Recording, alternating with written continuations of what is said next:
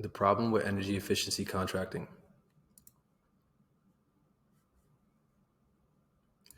Before I can begin discussing solutions, I must first make the case for what the problem is. Energy efficiency only really came onto the scene heavily within the past 6 or 7 years. It was the passing of the Paris Agreement in 2015 that started the energy efficiency movement. Before that, energy efficiency was the last thing on most people's minds. It was an afterthought. Energy efficiency was expensive, not that efficient, and quite frankly, way too new of an industry for people to really buy into it. Now, solar had begun its uptake for 4 to 5 years prior, but even that was in its infancy. However, solar and LED were the renewable energy/energy efficiency technologies that dominated the 20 teens. The LED industry didn't get on the scene until around 16-17. It then proceeds to experience exponential growth from late 17 onwards. Solar was still the biggest, but LEDs had unquestionably secured second place.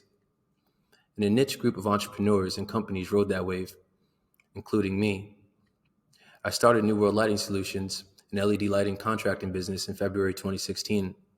Simply put, I saw an opportunity within the, quote, at the time, newly emerging LED industry, and so I took a leap of faith and ended up building a multi-million-dollar energy efficiency business in the following 5 years, with the height of that journey coming in 2021, when we were awarded as being the top-performing lighting contractor in Long Island.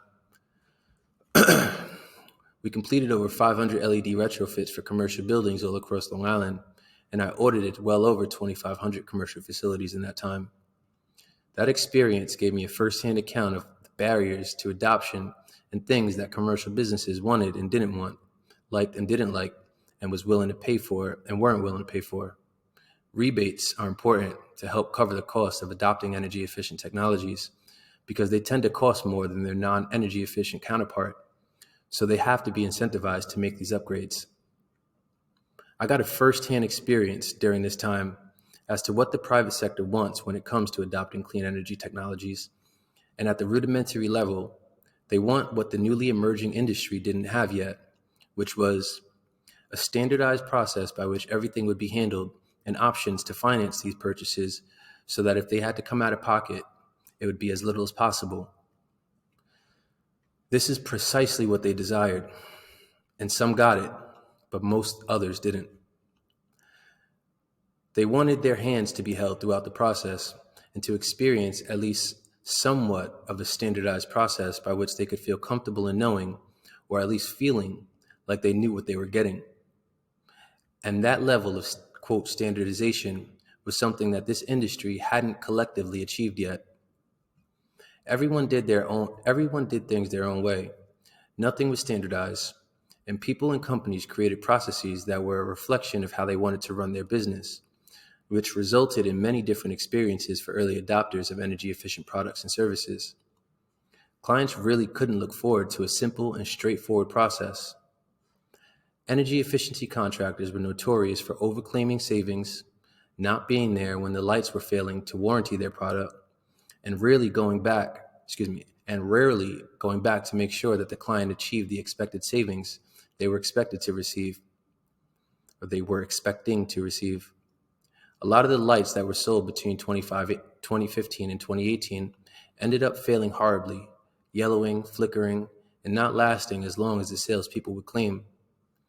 And when that happened, people were largely left to deal with it on their own, just because there was a bunch of people and companies selling things only because there were available rebates to do so. There was no standardization, no verification, no commitment, and plenty more besides that. But you get the picture. It was the Wild Wild West. This resulted in the taste people have been left with in their mouths about energy efficiency, especially in the commercial spaces. It truly was an industry that was beginning to emerge and didn't have any type of industry-wide or universal parameters to operate by.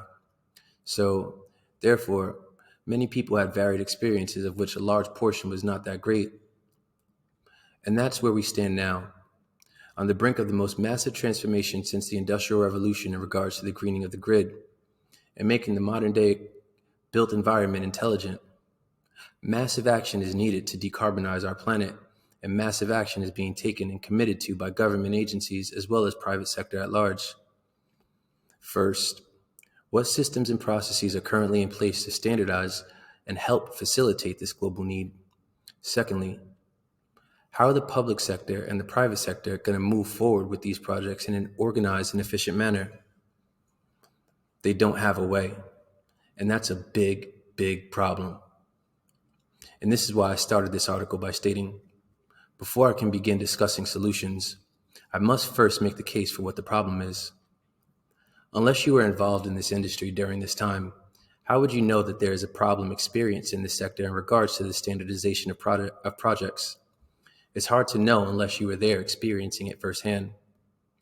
The problem stated above is necessary to understand before you could fully understand the value of a solution to it.